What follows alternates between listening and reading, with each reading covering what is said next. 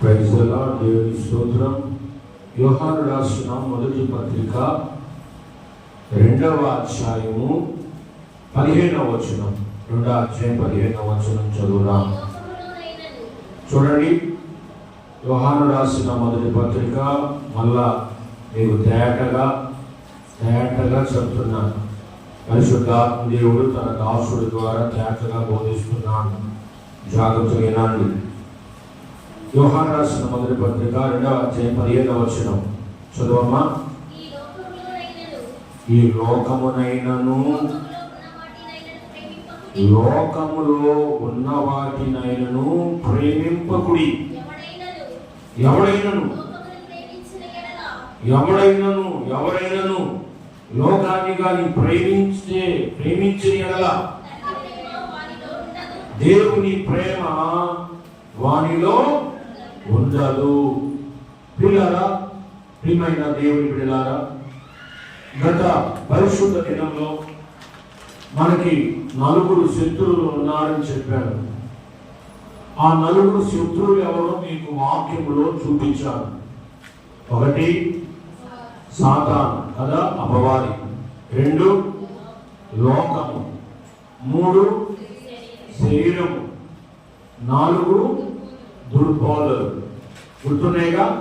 1 అపవాది, 2 లోకము, 3 శరీరము, 4 దుర్బోధలు. దుర్బోధలు అంటే తప్పుడు బోధలు. ఓకేనా? కాబట్టి 4 మనకి శత్రువులు అని మీకు తెలియపరిచాను. ఓకేనా? అయితే మొదటిది నేను మీకు వివరించాను. 2వది లోకము మనకి శత్రువు అని చెప్తున్నాడు. శత్రువు కాబట్టి ఏం చెప్తున్నాడంటే వాక్యములో దేవుడు ఈ లోకాన్నైనను లోకములో ఉన్న వాటిని చూడండి. లోకంలో ఉన్న వాటిని, లోకంలో ఉన్న వాటిని ఏం చేయగలడు? ప్రేమించవద్దు అంటున్నాడు. ఎందుకు ప్రేమించవద్దు అంటున్నాడు? లోకాన్ని ప్రేమించవద్దు అంటున్నాడు. లోకంలో ఉన్న వాటిని కూడా ప్రేమించవద్దు అంటున్నాడు ఆయన. ఎందుకని ప్రశ్న? ఎందుకు లోకాన్ని ప్రేమించకూడదు? లోకంలో ఉన్న వాటిని ప్రేమించకూడదు, మరి వేటిని ప్రేమించాలా? ఇలాగ అనేకమైన ప్రశ్నలు తలెత్తాలి. అనేకమైన ప్రశ్నలు మన మైండ్లోకి రావాలి. అనేక ప్రశ్నలు మన హృదయంలో కలగాలి. ఓకేనా? లోకములో ఉన్న వాటిని, లోకంలో ఏముంది? 3 అక్కడ చెప్పాడు. కింద వచనంలోనే చెప్పాడు ఆయన. 16వ వచనంలో చెప్పాడు. లోకములో ఉన్నదంతా ఏముందంట? శరీరాశయు, నేత్రాశయు, జీవోడంబము. ఇవి దేవుడు వలన పుట్టి కావు. అవి లోక సంబంధమైన ఎన్ని కూడా లోక సంబంధమైన వాటిని మీరు ప్రేమించవద్దు అంటున్నాడు. ప్రేమిస్తే మనము నష్టపోతామని అర్థము. మనము నష్టపోతాము, మనము దెబ్బతింటాము. కానీ ఎక్కువ మనుషులు లోకములో ఉన్న వాటిని ఎక్కువగా ప్రేమిస్తున్నారు, ఎక్కువగా వాటికే ఆకర్షితులవుతున్నారు. కాదంటారా? ఎక్కువ మంది లోకంలో, చాలా మంది, ప్రపంచంలో చాలా మంది పిల్లలా లోకాన్ని ప్రేమిస్తున్నారు. లోకంలో ఉన్న వాటిని ఎక్కువగా ప్రేమిస్తున్నారు. వాటికి ఎక్కువగా ఆకర్షితులైపోతున్నారు.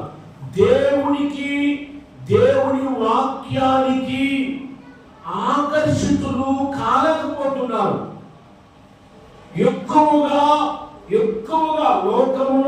లోకములో ఉన్న వాటిని ఎక్కువగా వాటికి ఆకర్షితులైపోతున్నారు. చూడండి, జనరేషను, ఇప్పుడున్న ప్రజెంట్ జనరేషన్ లో కూడా చాలా మార్పులు చూస్తా ఉన్నాం. ఏ విషయంలోనైనా చూస్తే చాలా మార్పు కనబడుతుందండి. లోకంలో ఎక్కువ దానికి ఎక్కువ ఆకర్షితులు అవుతున్నారు. దేవుని వాక్యానికి, దేవునికి ఆకర్షితులు కాలేకపోతూ ఉన్నారు. ఎందుకంటే ఈ లోకంలో ఉన్నది మనిషిని ఆకర్షిస్తున్నాయి. వాస్తవం ఇది. లోకంలో ఏమండి వ్యర్థమైనవి చాలా ఉన్నాయి. ఇంత పిల్లలు కూడా చిన్న పిల్లలు కూడా ఇప్పుడు వచ్చే రీల్స్ కానీ అది ఇన్స్టాగ్రామ్ కానీ ఫేస్బుక్ కానీ యూట్యూబ్ కానీ ఏదైనా కదా, ఏదో మొత్తానికి చాలా రకాల పేర్లు ఉన్నాయి. వీటన్నిటిలో చూస్తున్నారు. రీల్స్ కొన్నిసార్లు గమనిస్తున్నప్పుడు ఎక్కువగా దేవుడికి ఆకర్షితులవుదాం, దేవుని వాక్యానికి ఆకర్షితులవుదాం అనేటువంటి ఆలోచన కోల్పోతా ఉన్నారు. అందుకే దేవుని వాక్యం మనకి ఏం చెప్తుందంటే, ఈ లోకంలో ఉన్న వాటిని మీరు నిజంగా చూడండి. చాలా మందిని నేను గమనిస్తున్నాను. ప్రతి వారి చేతిలో టచ్ ఫోన్ ఉంటుంది. వీటిని ఇంత పిల్లోడు అదిగో మైక్ ఉంది చూడు, దానికి మేము మైక్ అని పేరు పెట్టాలి, వాయిస్ పెట్టదన్నమాట దాన్ని. అందుకని అంత పిల్ల కూడా ఈ సెల్ ఫోన్కి ఇవ్వకపోతే ఏడుస్తున్నారు వాళ్ళు. అంటే ఎంత ఆకర్షితులు అవుతున్నారో దానికి అర్థం చేసుకోండి. అంటే ఆ పిల్లలు ఏం చూస్తున్నారో ఏం చేస్తున్నారో కూడా కొంతమంది తల్లిదండ్రులు కూడా తెలియటంలా అంత ఆకర్షితులు అయిపోతున్నారు. చిన్న పిల్లలు కూడా దేవుని బైబిల్ తీసుకుందాం, బైబిల్ పట్టుకుందాం, బైబిల్ వాక్యం చూద్దాం, బైబిల్ వాక్యం చదువుదాం, ఇలా పిల్లలు ఉండటం లేదు. యవనస్తులు కూడా ఉండటంలా. యవనస్తులు కూడా ఏమండి ఈ సెల్ పట్టుకొని నడుస్తా కూడా చూస్తా పోతున్నారు. ఇక అంత ఆకర్షితులు అవుతున్నారు తెలుసా. బండి మీద కూర్చున్నారు ఏమండి, భర్త ముందు బండి నడుపుతున్నాడు, భార్య అన్న కూర్చుని భార్య ఏం చేస్తుంది? ఫోన్ చూస్తుంది. చూస్తున్నాం మనము. అంటే అంతగా ప్రేమిస్తున్నారు, అంతగా ప్రేమిస్తున్నారు. దేనిని? లోక సంబంధమైన వాటిని, పర సంబంధమైన వాటిని కాదు. అందుకే అపోస్తలుడైన పౌలు ఏమన్నాడు కొలస్సీయులకు రాసిన పత్రికలో? ఆయన ఏం చెప్పాడు? కొలస్సీయులకు రాసిన పత్రికలో తీసుకోండి, వాక్యంలో కొలస్సీయులకు రాసిన పత్రికలో అపోస్తలుడైన పౌలు భక్తుడు 3వ అధ్యాయము 1వ వచనం చూడండి. 3వ అధ్యాయము 1వ వచనం, 3వ అధ్యాయం 1వ వచనం చూడండి అమ్మా. ఏముందో అక్కడ మీరు చూద్దురు ప్రియులారా. 3వ అధ్యాయం 1వ వచనము 2వ వచనము మనం చూద్దాము. మీరు క్రీస్తుతో కూడా లేపబడిన వారైతే పైనున్న వాటినే వెనకండి. అక్కడ క్రీస్తు దేవుని కుడిపార్శ్వములో కూర్చొని ఉన్నాడు.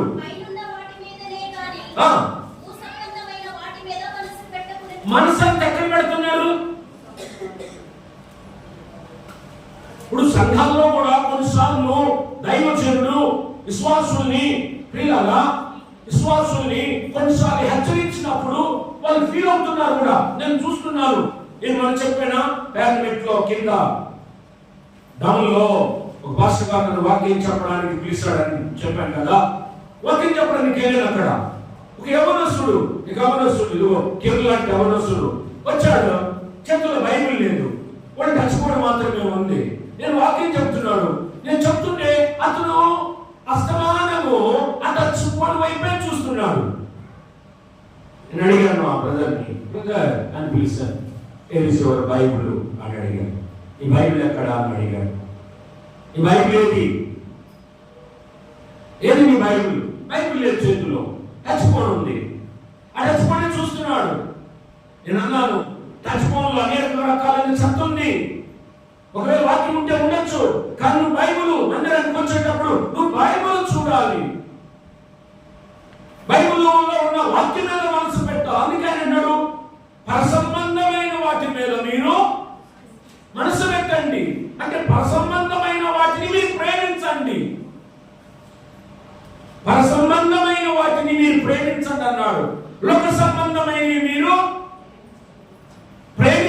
వద్దు. ఒకరోజు వాకింగ్ చెప్తూ ఒక సంఘంలో సహోదరుని అడిగాను, అమ్మ లోతు భార్య పేరు రాయిలా, లోతు భార్య ఎందుకు ఉప్పు స్తంభం అయిపోయింది అని అడిగాను. వెంటనే నా నుంచి ఆసక్తిగా వెనక తిరిగి చూసింది అన్నాను. ఇది అన్న పెడతానమ్మా అన్నాను. ఎందుకు ఆమె ఉప్పు స్తంభం అయిపోయింది? దేవుని యొక్క మాటను ఆమె అంగీకరించలేదు. దేవుని మాటను ఆమె ప్రేమించలేదు. దేవుని మాటకు ఆమె లోబడలేదు. దేవుని ఆజ్ఞలకు ఆమె లోబడలేదు. అందువల్ల ఆమె దేన్ని ప్రేమిస్తుంది? లోకములో ఉన్న వాటిని ప్రేమిస్తుంది ఆమె. అందువల్లే దేవుడు ఏం చెప్తున్నాడు? లోకములో ఉన్న వాటిని ప్రేమించొద్దు. ఒకవేళ దేవుని మాట కాదని ప్రేమిస్తే నష్టం ఏమిటి? అక్కడ తండ్రి ప్రేమ. అక్కడ ఉన్నది వాక్యంలో చూసుకోండి. యోహాను రాసిన పత్రికలో ఉంది, అక్కడ చూసుకోండి. యోహాను రాసిన పత్రికలో, మొదటి పత్రికలో 2వ అధ్యాయము 15వ వచనంలో ఉంది, చూసుకోండి. అక్కడ ఒకవేళ కాదని దేవుని మాట కాదని అంటే దేవుని ప్రేమ ఎవరిలో ఉండదు? ఎవరిలో ఉండదు? లోకాన్ని నేను ఎవరిని ప్రేమిస్తున్నాను? ఇంకా ఏం ప్రేమిస్తున్నాను చెప్పండి. ఇంకా నేను ప్రేమించేది ఏంటి? దేవునికి సంబంధించింది ఏంటి? ఆయన ప్రేమిస్తున్నాను, ఆయన ఆజ్ఞలను ప్రేమిస్తున్నాను, ఆయన వాక్యాన్ని ప్రేమిస్తున్నాను, ఆయన ధర్మశాస్త్రాన్ని ప్రేమిస్తున్నాను. తెలుసా? కాబట్టి ఆయనకు సంబంధించిన ఏవైనా నేను ప్రేమిస్తున్నాను. ఒకవేళ కాదని, వీటిని కాదని, నేను లోకంలో ఉన్న వాటిని, లోకంలో ఎన్నో ఉన్నాయి, అర్థమవుతుందా? చాలా ఉన్నాయి వ్యర్థమైనవి, వాటన్నిటిని ప్రేమిస్తున్నాను అనుకో. అప్పుడు దేవుని ప్రేమ నాలో ఉండదు. నేను చెప్పడం కాదు, దేవుడే స్వయంగా స్పష్టంగా చెప్తున్నాడు. దేవుని ప్రేమ ఉండదు. దేవుని ప్రేమ లేకపోతే ఇక మనం ఏంటి చెప్పండి? ఆయన ప్రేమ లేకపోతే అసలే మనము ఈ లోకంలో బ్రతకగలుగుతాము. దేవుని ప్రేమ లేకపోతే. అందుకే దేవుని ప్రేమ కావాలంటే నువ్వు లోకములో ఉన్న వాటిని ఇంకేలా విసర్జించాలి.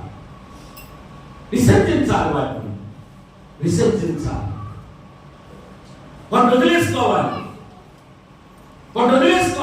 అందుకు ఒక ఆమె సంఘంలో, నేను అల్లూరులో సంఘంలో సేవ చేసేటప్పుడు ఆమె ఎప్పుడన్నా ప్రార్థన చేయమంటే ఆమె అనేది, అయ్యా ఈ లోకము ఒక జాడు బండ లాంటిది అని ప్రార్థన చేసేది. ఒకసారి చెప్పాను, మీకు గుర్తుందో లేదు. ఆ తల్లిని ప్రార్థన చేయమంటే ఆమె అనేది, ఈ లోకం ఒక జాడు బండ లాంటిది అన్నాడు. లోకం ఎట్లాంటిదంట? జారుడు అంటే కాలేస్తే జారిపోయామవుతాం, పడిపోతాం. అంటే మనం ఎంత జాగ్రత్తగా ఉండాలో ఆ మాట మనకి బయలుపరుస్తుంది కదా. ఎంత జాగ్రత్తగా ఉండాలి. జాగ్రత్తగా ఉంటాంలా. నిన్న తమిళనాడులో నేను వ్యర్థమైనవి చూడండి, అదేందో నాకు, నేను ఇప్పుడు చూడటానికి మొదలు పెడితే ఇట్లాంటివే దొరుకుతాయి. నాకు భలే నాకు కనపడతాయి. నా వాక్యానికి భలే సంబంధించి దొరుకుతాయి. నిన్న తమిళనాడులో చక్కగా భార్య భర్తలు హ్యాపీ. నేను చూసారో లేదో, భార్య భర్త చక్కగా ఒక బాబు హ్యాపీగా గడిపేసాయి. హ్యాపీగా బ్రతుకు. చక్కగా దేవుడు నీకు మంచి భర్తనిచ్చినాడు, చక్కగా ఒక కొడుకునిచ్చాడు, హ్యాపీగా బ్రతుకు. ఆమె ఏం చేసిందంటే భర్తను కాదని ఆమె ప్రియులారా లోకంలోకి వెళ్ళిపోయింది. ఆ తర్వాత భర్త వచ్చాడు, ఇంట్లోకి వస్తే అతను ఉన్నాడు. అక్కడ వార్ జరిగింది, ఫైట్ జరిగింది. అతను తట్టుకోలేకపోయాడు. ఆ సన్నివేశం చూసి ఆ భార్య గొంతు కోసేసాడు. ఆమె చనిపోలేదని చెప్తున్నారు చాలా మంది. కోసేసి ఇతను కూడా చనిపోవడానికి సిద్ధపడ్డాడు. చూడు లోకం ఎలా ఉందో, అంటే లోకం ఎలా ఆకర్షితంగా మనం లాగేస్తుందో. అప్పుడు ఇతనేం చేశాడు? ఇతను చంపాడు, ఆమెను కోసేసాడు, చచ్చిపోయింది అనుకున్నాడు. ఇతనేం చేశాడు? తన బిడ్డను తీసుకొని వచ్చేసి ఇన్స్టాగ్రామ్ లో పెట్టాడు, మేమిద్దరం చనిపోబోతున్నాము అని. లోకము ఎట్లాగా, అందుకే లోకమును ప్రేమించవద్దు, ప్రేమిస్తే నిన్ను నష్టంలోకి తీసుకెళ్తుంది అది. అప్పుడు ఆయన వెంటనే అది ఇన్స్టాగ్రామ్ లో పెట్టేసరికి అది వైరల్ అయింది. వైరల్ అయ్యేసరికి పోలీసులు, తమిళనాడు పోలీసులు క్యాచ్ చేశారు. అతను పట్టుకొని వాళ్ళు చనిపోకుండా ఆ బిడ్డను కాపాడడం, అతన్ని సరసాలు చేశారు. ఎందుకంటే భార్యను అలాగే చేసినాం. చట్టాలు మారిపోతున్నాయి, నీకు తెలియవు, చాలా విషయాలు తెలియవు నీకు. చట్టాలు మారిపోతున్నాయి, చట్టాలు మారిపోతున్నాయి. పాపానికి చట్టం ముద్ర వేస్తుంది, కానీ బైబిల్ ముద్ర వేయలేదు. పాపాన్ని వ్యతిరేకిస్తుంది, పాపాన్ని ఖండిస్తుంది. అందుకే లోకమును ప్రేమించవద్దు అంటాడు. ఎందుకంటే లోకంలో ఇలాంటి ఆకర్షణీయమైనటువంటివి కనబడుతున్నాయి. అందుకే లోకములో వాటిని ప్రేమించవద్దు. ఇంకా యాకోబు అంటాడు ఒక చోట, ఈయన భక్తుడైతే యోహాను ఇలా చెప్పాడు. ఆయన ఏం చెప్తున్నాడు తెలుసా? చూడండి, యాకోబు రాసిన పత్రికలో ఆయన ఏం చెప్తున్నాడు తెలుసా? యాకోబు రాసిన పత్రిక 4వ అధ్యాయం 4వ వచనం. 4వ అధ్యాయము చూడండి, 4వ అధ్యాయము 4వ వచనం తీసుకోండి. అందరూ మీరు బైబిల్ చదవగలిగిన వారే, దాదాపు అందరూ చదవగలిగిన వారే మీరంతా. ఓకే అమ్మా, చదువు రత్నకుమారి.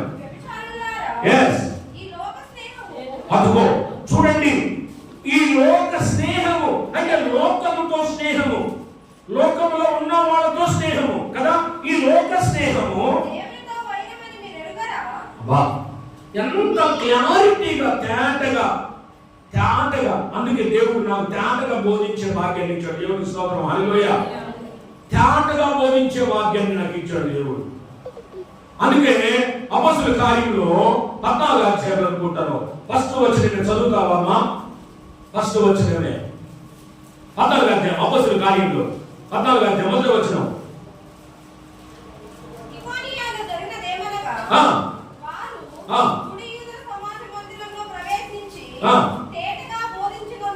అదుగో తేటగా బోధించినందున అనేకులు యూదులను గ్రీకు దేశస్థులను ఎప్పుడు ఇప్పుడు చెప్పండి స్తోత్రాలు, హల్లెలూయా. ఎప్పుడు సూచించారు వాళ్ళు? తేటగా బోధించారు వాళ్ళు. పౌలు బర్నబా వాళ్ళు తేటగా బోధించారు. దేవుడు అప్పుడప్పుడు అట్టి కృపను నాకు అనుగ్రహించాడు, తేటగా బోధించే భాగ్యాన్ని. ఇప్పుడు చాలంటారు, ఏమ్మా విశ్వాసం కూడా అంటారు, తలనొప్పి వచ్చింది, తల బొట్టు కట్టింది కదా, అవునా? అంటలేదా? అంటే ఏం చెప్పాడు? తల లేకుండా తోక లేకుండా చెప్పాడు, అర్థం లేకుండా చెప్పాడు. మైండ్ పోయింది ఏమంటారు? మైండ్ పోయింది అని అంటారు. కానీ ఏమండి, అలాంటిది నా జీవితంలో ఇంతవరకు నేను అనిపించుకోలేదు.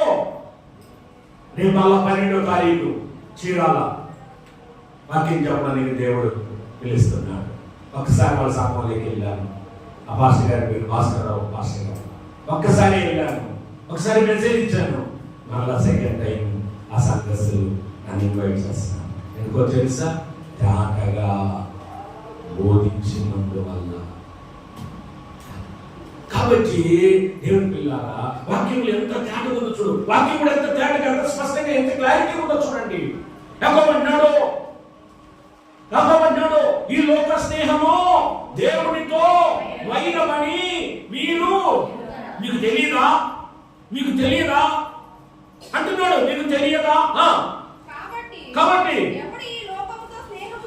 ఎవడు ఈ లోకముతో స్నేహము చేయబడును. అసలు ఇది ఇంకా బాగా మాట అండి కదా.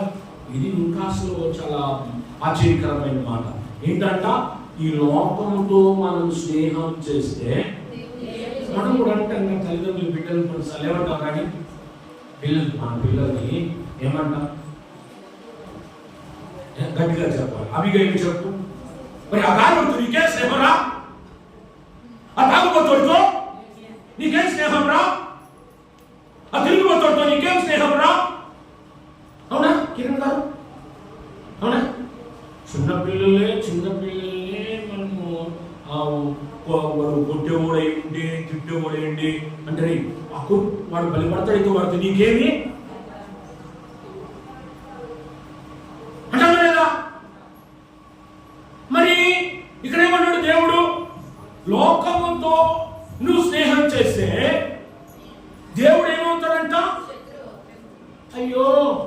ఆయన మనకెవరు?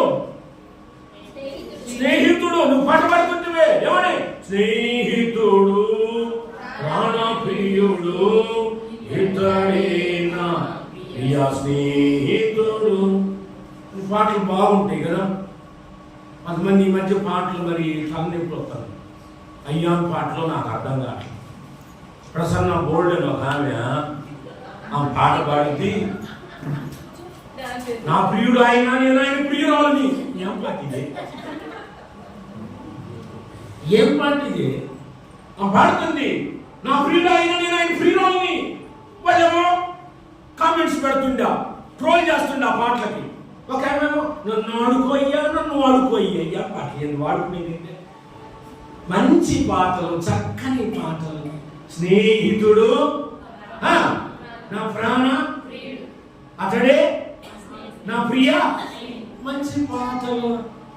ఒకసారి బాలసుబ్రహ్మణ్యం గారు యేసుకుని ఈ పిల్లలు నేను అని పాట పాడుతుంటే కన్నీళ్ళు వచ్చినాయి. మంచి పాటలు.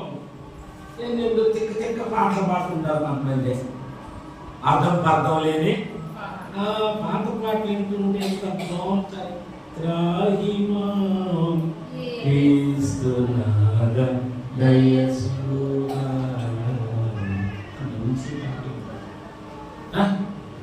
ఇంకా దేవుని బిడ్డ, నీ స్నేహితుడు ఎవరు?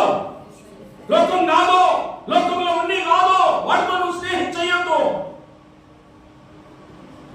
అందుకే నువ్వు ఆయన అలాంటి వాటితో స్నేహం చేస్తే దేవుడు ఏమంటాడు? అయ్యో మిత్రుడు ఆయన, స్నేహితుడు ఆయన. అవునా? God is my best friend, not enemy. ఆయన శత్రువు కాదు, ఆయన నా స్నేహితుడు అని చెప్పుకోవాలా. ఆ స్థితిలో నేను ఉండాలా, ఆ స్థితిలో ఉండాలా. దేవుడు శత్రువుగా చేసుకోకూడదు. ఎప్పుడు శత్రువు అవుతున్నాడు? లోకముతో నీవు స్నేహము అదంటాడు. ఈ లోక స్నేహము దేవునితో వైరమని మీరు ఎరగరా? కాబట్టి దేవుడు